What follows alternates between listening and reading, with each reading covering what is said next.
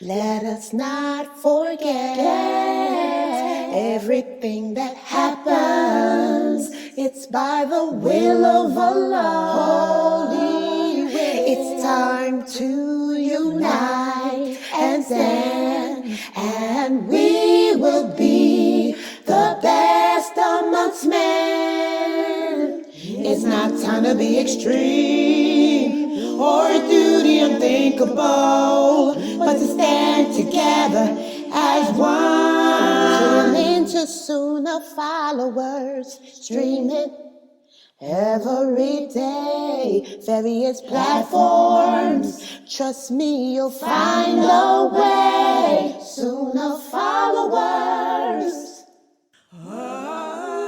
Assalamu alaikum. Please mark your calendars. Starting this Friday, March 1st, we will be replacing the 6 p.m. Eastern Aqidah class, Al-Wala Wal-Bara class, with a special program for the month of Ramadan. Please join Ustada Lailanasheeba for the first 7 days of Ramadan with a preparation course. Allow her to walk you every day after that with the fiqh of fasting. Don't forget, mark your calendars, and we're streaming it right here on Sunnahfollowers. Salat wa salam ala wa rasulullah. Welcome everybody to our fiqh fasting class. And again, I apologize for being late. Seems like I'm always late, but this is Ramadan. Hey, what can I say?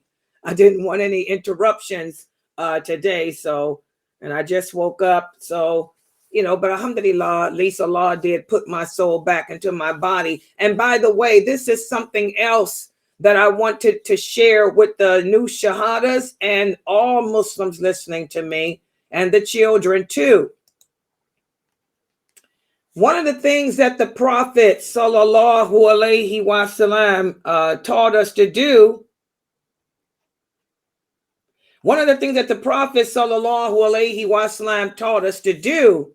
is make dua, thanking Allah, to start your day off thanking Allah, showing gratitude to him. And one of the things I've always taught my students and what I do every day is when I wake up, whatever time I wake up, I always say, thank you, Allah. Thank you, Allah, for putting my soul back in my body and giving me another chance to earn your love, to earn your approval, to earn your forgiveness. We want to begin the day remembering Allah, and we want to end it remembering Allah. This is how we get under the protection of Allah. A lot of us women here are women that are single. A lot of the women listening to me are women that don't have husbands. You live alone. You're your own provider. You're your own maintainer. Alhamdulillah, I'm the same way. But how is it that I can provide and maintain myself the way I do? Because I know that it's all from the mercy of Allah. I trust in him. For us women that don't have any husbands, you look at Allah as being your provider, your maintainer, your sustainer. You want to thank him when good things happen in your life. You want to thank him. We are in the 3rd week of Ramadan. Ramadan is almost over. And that's why you're seeing a lot of the people advertising, charity, because we get a lot of rewards, especially during the month of Ramadan, for giving in charity and helping others in need. And being the 3rd week, that should tell you that. And you see all these things about charity, that should tell you that Ramadan's almost over, because people seem to be more giving during the month of Ramadan than any other time of the year. So we're in the 3rd week. Ramadan won't be much longer. It'll be over soon. So what I want you guys to focus on, we know what our strengths are. We know what our weaknesses are. It's all about changing ourselves now, making that change. Changing that man in the mirror, changing that woman in the mirror. Okay. And when you make that change, you have to remember to show gratitude towards Allah, to thank him, to trust in him, to rely upon him. Your relationship with Allah should be very close right now. Your fitra hasn't been this strong all year. Your soul is in the corner cringing, and your personal jinn is upset, okay, because you have taken control of your life right now. Okay, so you want to, continue to grow by showing gratitude, appreciation for your Lord. Begin each day with thank you, Allah, for giving me another chance. Because that's what it is. Wow, I'm living. I'm here. I'm talking. Allah has given me another chance to do something great that's going to earn his love. And remember, Allah has promised anyone who he loves that he will never allow the hellfire to touch you. And that's what it's about. I don't care about the life of this world. Tear me down. I don't care. It's all about the next world. It's all about that grave. I just want my soul to be a green bird flying around the throne of Allah while my body is rotting in my grave. I don't want to have my soul to be in hell, being punished because I was ungrateful to Allah, because I took Allah for granted. I didn't live each day as if it were my last day on earth. That's the best advice that anyone could be given. The Prophet Muhammad sallallahu alaihi wasallam gave that advice to Ibn Umar. He made dua asking Allah to bless Ibn Umar with a deep understanding of the Quran, which he had. And he said, and oh, Ibn Umar, let me give you some advice, my son. Live each day as if it were your last day on this planet.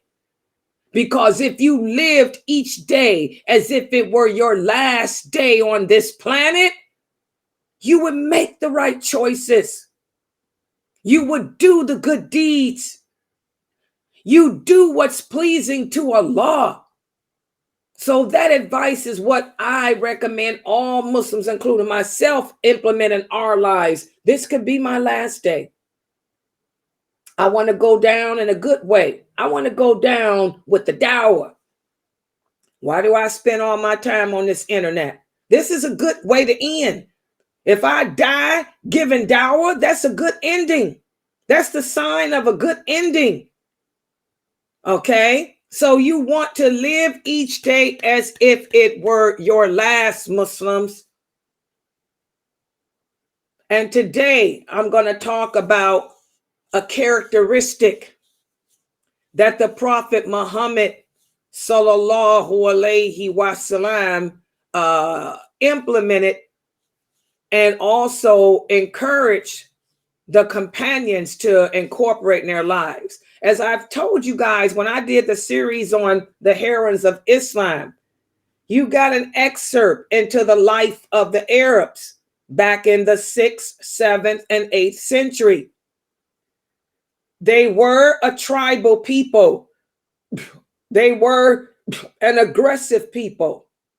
They were a warrior people. The men and women were warriors, just like the Vikings, warriors. The women were trained to fight. You guys learned the reality of the world back then. Any girl, any female that was allowed to live, because they buried their daughters, not just the Arabs, but the Vikings, the Romans, they only allowed a certain amount of female children to live just to keep the population going. The ones that they did allow to live back in the 6th, 7th, 8th century, those women were taught to defend themselves. They were taught to fight because women were the casualties of war. Women were the prostitutes, the slaves taken, the prisoners of war made to prostitute and all of that. So any female that was allowed to live, they taught her how to fight. And I went over that with those female companions, the wives of the prophets. They all knew how to fight because they were chosen to stay alive by their clans, by their parents. They were warriors. And for the women that could not fight, The women that couldn't pick it up, maybe they were too squirmish, maybe they were too girly. They became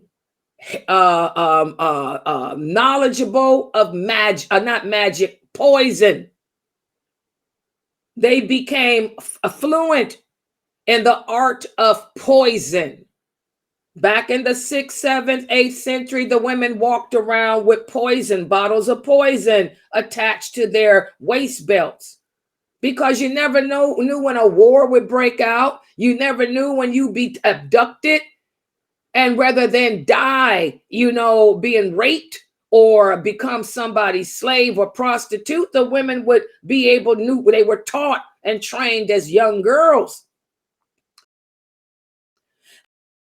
how to tempt who their captor is, to make him think submission and slip him some poison in his drink.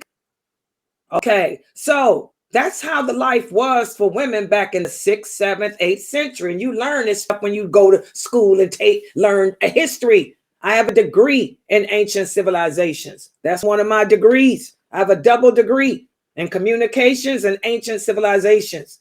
So I studied that. So the prophets' wives, they were warriors. The Arabic women were trained to fight. They all had spar partners. And I taught you guys that. We went over the story of Maymuna and her sisters, the story of Hafsa, the story of Salama, who was the first cousin of Khalid bin Walid. She was just as skilled. Why did the prophet make Salama his war counselor advisor? Because she was just like Khalid. She was just like her cousin. She sparred with him. She was just as gifted with the sword as he was. So those were the days. I wished I had been living in those days. I'd have been one too. Okay? So those women trusted in Allah. When Islam came upon the Arabs, the first thing Allah did was give rights to the women. The Muslim women were the first women to become elevated, raised up to the status of a man, given rights to own our own property, rights to be treated with dignity and respect. That's one of the reasons why Islam spread across the world like it did, because women, like I said, were nothing but chattel. Okay? Islam gave them rights, and Islam also gave men rights too. Islam is a check and balance.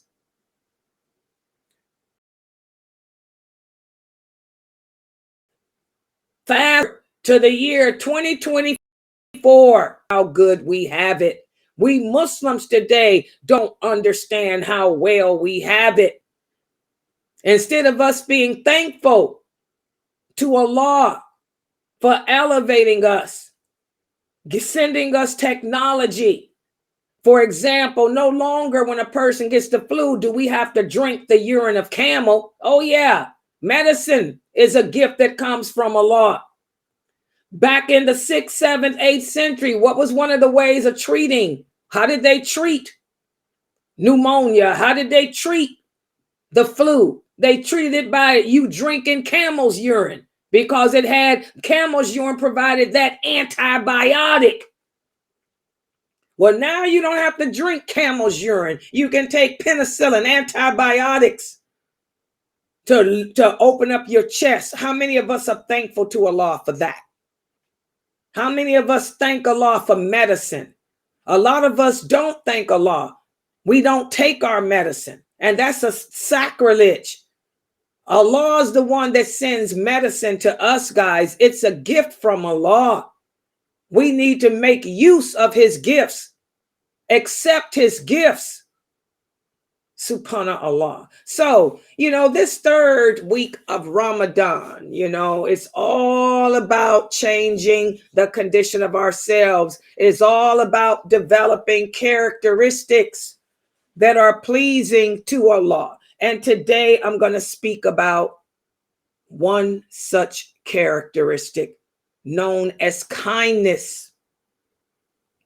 The Arabic people were not kind. But then again, life was not kind in the 6th, 7th, 8th century either. Okay? So the Prophet, sallallahu alaihi wasallam, you'll find many hadiths where he's emphasizing kindness, telling the companions to be kind and friendly towards each other. Don't be so hostile in your relationships with each other. Treat your wives with kindness. Be kind to your husbands. Be kind to your children. Be kind to your neighbor. Be kind to yourself. This is what we're going to speak about. And this is what I want every Muslim listening to me today to key in on as we go about changing ourselves during this 3rd week of fasting. Let's incorporate kindness and friendliness into it. So let me put the PowerPoint up so we can. Okay. Yeah, let me take this down so that way they can. And I want the children. I hope the children are watching me on the big screen TV. And for the adults, keep watching me on your phone or computer so you can take the screenshots for the children. The screenshots for the children of what I'm teaching. And let me put my PowerPoint up. Let's start with the people in Zoom first.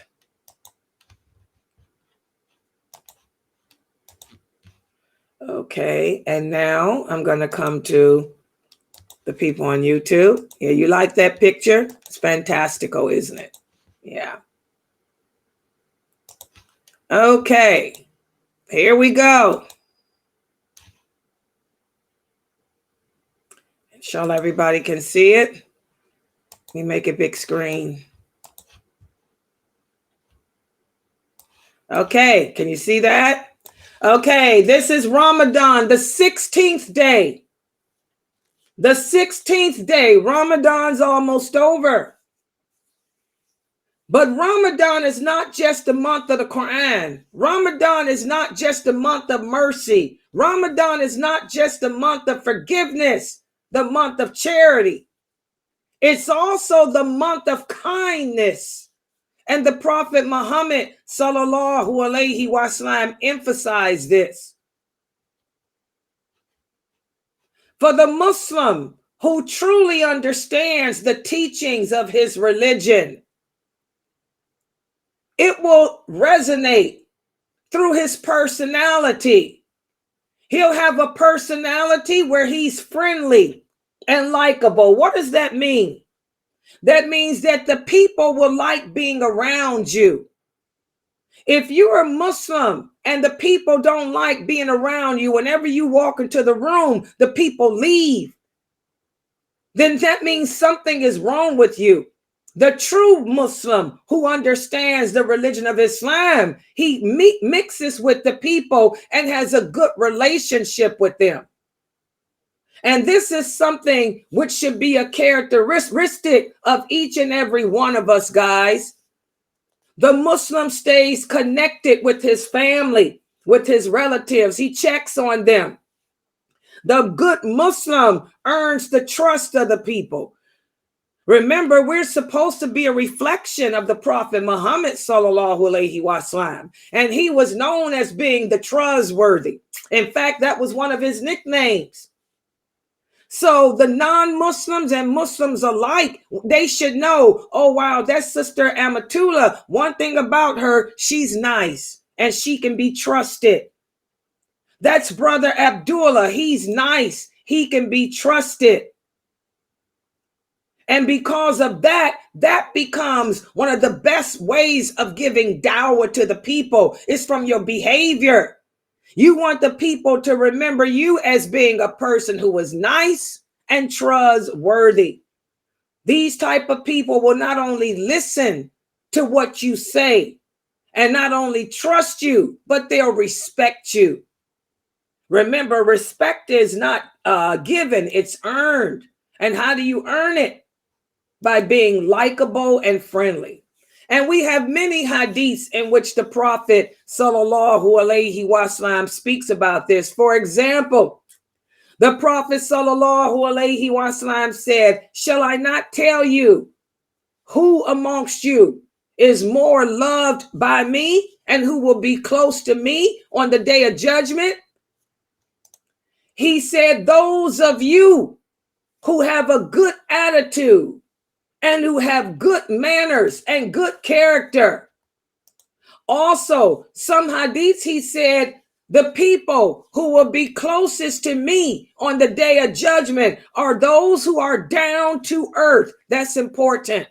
Down to earth and humble, and they get along with others, and people come around them and feel comfortable with them. How many of you are down to earth? Down to earth. If you're sitting around making fun of people, ridiculing people, speaking above their level, speaking down to them, then you're not down to earth. A person that's down to earth can read a room, can read the people. He speaks to them on their level. He jokes with them, knows how to joke with them without going too far. He teases with them without going too far. And he's humble. He's one of the crowd. She's one of the girls. And the people like being around you. They like visiting you. They like sitting with you. They like hanging around you. They find you quirky, but fun. Serious when you have to be, but down to earth when you need to be. These are the people who will be close to the Prophet sallallahu alaihi wasallam on the day of judgment. And again, this is also an attribute of the true believer. The true believer gets along with people. The people like him. Because if the believer was not like this, how would he be able to convey the message of the truth? The believer maintains his relationship with his friends, his family, and others.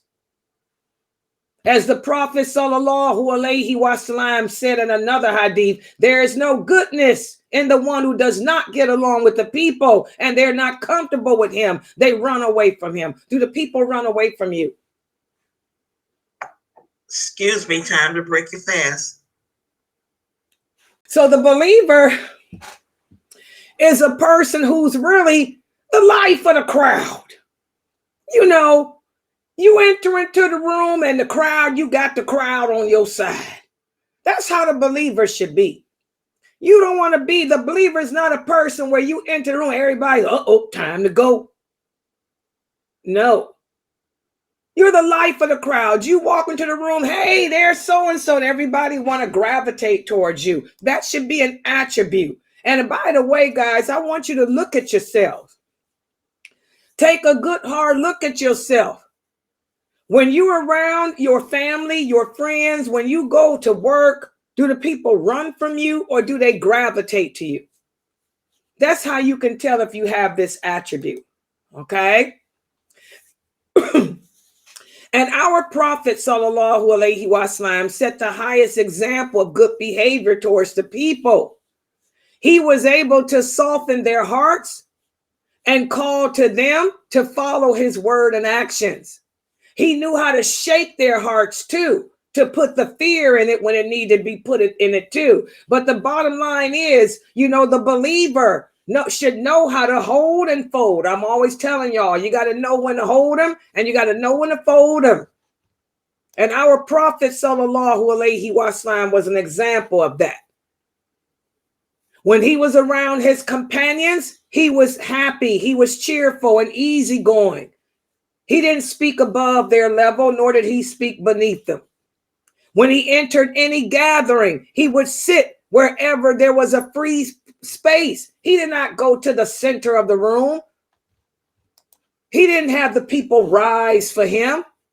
He treated everyone equally so that anyone who was around him felt special. And this is something that we have to strive to do as daya. Like even for myself, when I'm in my Zoom room, that's why I'm always asking, anybody seen this person? Anybody heard that person? I don't want anybody to feel left out. I got a lot of my students, my real students, join my Zoom room. When I say real, I mean the ones that's really, really attached to me, and my best ones. They're in the Zoom room, okay? But I don't try to exclude or forget any of them. I want them all to feel special. That's why you guys are hearing me saying, Pfizer, did you hear that? Even though I know Pfizer's working as a nurse or sleeping, probably ain't even hearing. Or Tiba, she sleep. But I'm letting everybody know. I'll say, look at Rockmo's baby. Rockmo never talks, but I let her know. I'll mention her name, or Habiba. You know, I want them all to feel special. I don't want none of my people to feel left out, because that's how the prophet was. He made everyone feel special and accepted. And if anyone came to him and asked him for something, he'd give it to them, or at least give them a kind word. And he was like a father with his companions. And this is something that us Daya need to be. Like I was telling you guys yesterday, I don't care what people say about lailanasheeba, but don't mess with my students. I'm like a mother hen. If somebody come after any of my students on this website, that's how the prophet was, sallallahu alaihi wasallam. He become a ferocious lion if anyone tried to attack any of his companions. Okay? He was like a father to them. And also, guys, it's a two-way street. The people respected him as well. Whenever the prophet sallallahu alaihi wasallam would enter the gathering, the people would give him their attention. You know, they didn't speak over him. They were humble. They respected him because he was a prophet of Allah, and they respected their elders. This is something I want the children to pay attention to, because nowadays our children, we have no respect for our parents, no respect for the elders, no respect for the people of authority. Okay, this is something that we got to do away with. You're supposed to respect your elders. And on the other hand, as elders, we're supposed to show compassion to the children. That's why, you know, when the kids come around me, I just go right to them. Get over here. These are mine. Like y'all saw me with my two babies yesterday. These are my babies. Get over here. You know, show compassion to the young ones. Play with them. That's how the prophet was. The children would run to him. He'd put them on his shoulder and carry them, and he'd greet them and all of that. You know, this is how we should be. And this is what we need to get back to the Sunnah, get back to respecting our elders, respecting the youth, showing compassion to those who are sick, those who are in need, the children, and all of that. There are three characteristics that the Prophet sallallahu alaihi wasallam did not have. And I want everybody to pay attention to this. Number one, he was not argumentative. He did not sit around arguing and debating with people. This is what you brothers today need to stop doing. Y'all need to take those dawah boots, those Jehovah Witness boots that y'all set up outside, imitating the kafir. Throw them Jehovah Witness boots in the garbage along with your Bibles and your Torahs and whatever other pamphlets you got, you know, that you shouldn't have. And stop arguing with the people. Stop debating with them. That's not dawah. Dawah is from your actions, brother, not your words. Okay? The Prophet Muhammad didn't do that nonsense. And also, he did not talk too much. He knew when to hold and he knew when to fold. He could read a crowd. Some of you brothers, when y'all give lectures, y'all go on and on. I'm telling you, the most boring brothers. You know, I hate to say it. First of all, you ain't talking about nothing that's of any relevance. And then you go on and on and on and on and on, and nobody know what you're saying. You got to know how to read the room, read a crowd. Most people are bored after 20 minutes. After 20 minutes, that's why when I do my lectures, because I'm a communication specialist, that's what my degree is in. My lectures, the lecture itself never lasts more than 15, 20 minutes. I may sit here and answer questions or talk and shoot the breeze with you or give my little khutbah stand. Y'all know how I do about something that's happening with some of y'all. But my lecture itself is never longer than 20 minutes. Some of you brothers overdo it. Also, the Prophet sallallahu alaihi wasallam never dipped his nose in business that was not his. He didn't concern himself with matters that were not his business. Muslims today, we overdo it. You want to get off into politics. Politics ain't got nothing to do with you. Get your nose out of that country's business. Get your nose out of that mosque's business. Get your nose out of that brother and sister's business. The Prophet didn't do that. And there are also 3 things that he never did with the people.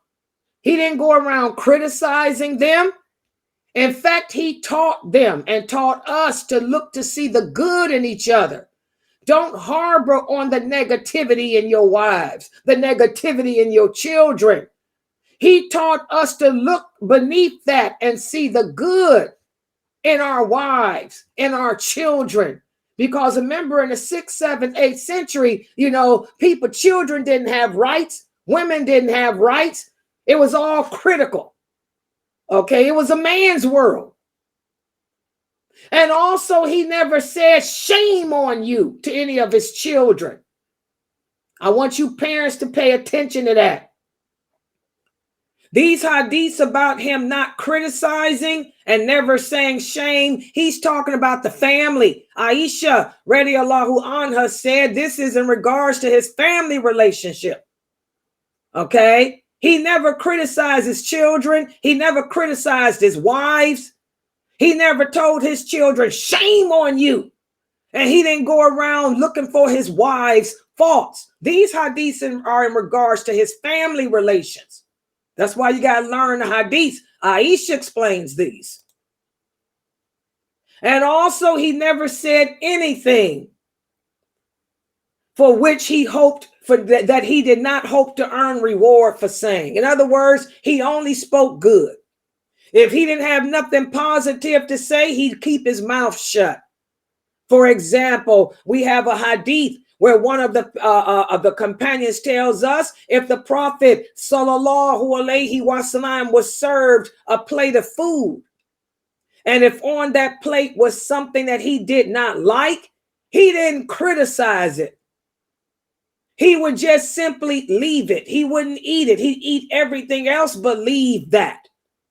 So he didn't criticize his wives for not cooking well. He didn't criticize his guests for serving something he didn't like.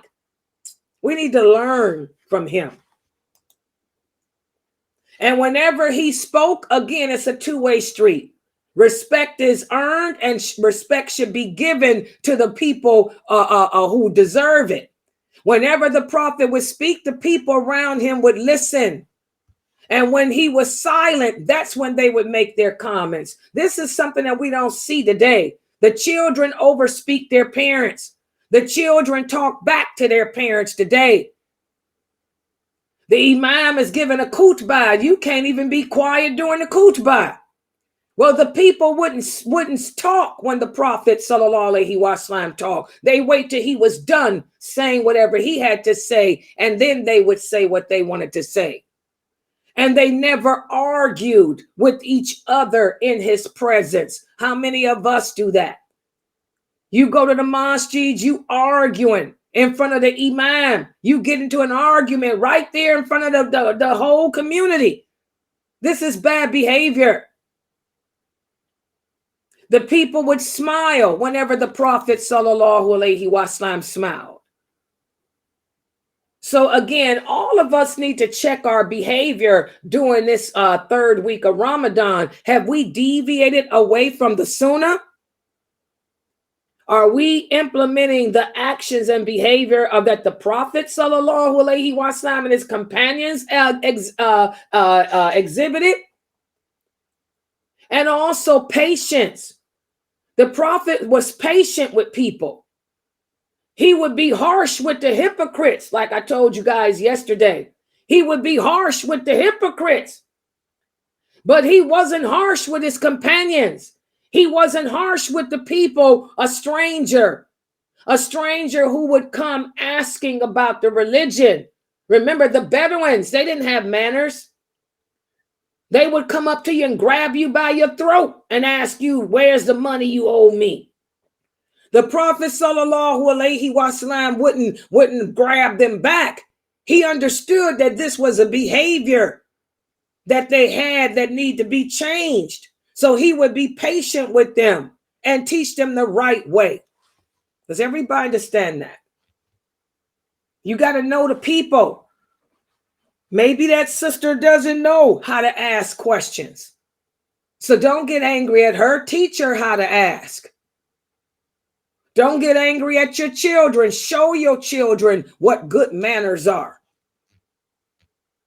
Okay? And also, the Prophet sallallahu alaihi wasallam never accepted praise unless it was someone thanking him for something. And he never cut anyone off when they were speaking. He would wait until that person stood up or was done before he'd step in. Now remember, he's the example. Remember, the Prophet said, I was sent to teach you good manners. And by teaching you people good manners, I am teaching you Islam. Well, that goes for today too. He was sent to teach us good manners. These are some of the manners that he's teaching us. We need to implement these manners in our personal lives.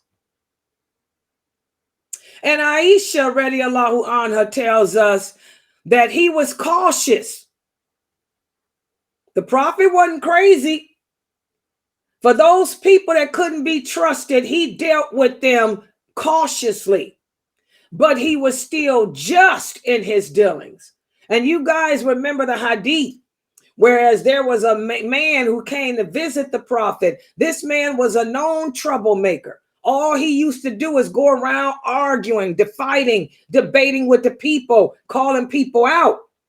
Well, one day this man came to visit the Prophet, and he knocked at the door. And the Prophet, and when Aisha, the Prophet sallallahu alaihi wasallam asked Aisha, who's at the door? And when she came back and said, oh, it's so-and-so, the Prophet sallallahu alaihi wasallam said, subhanallah, this man is such a troublemaker. He said, but go ahead, let him in. And so Aisha opened the door and let him in. And she was amazed at how, even though the Prophet knew this man was a troublemaker and didn't really want to see him, how kind the Prophet was with him and how he spoke to him gently. And so when the man left, Aisha said, oh, Prophet of Allah, you treated him so nice, even though he's a troublemaker. And the Prophet sallallahu alaihi wasallam said, oh, Aisha, don't you know the worst of all people is a person that people come to seeking help from, but they're afraid to ask for help because they fear that you're going to go behind their back and slander them. He said, so of course I was nice to him.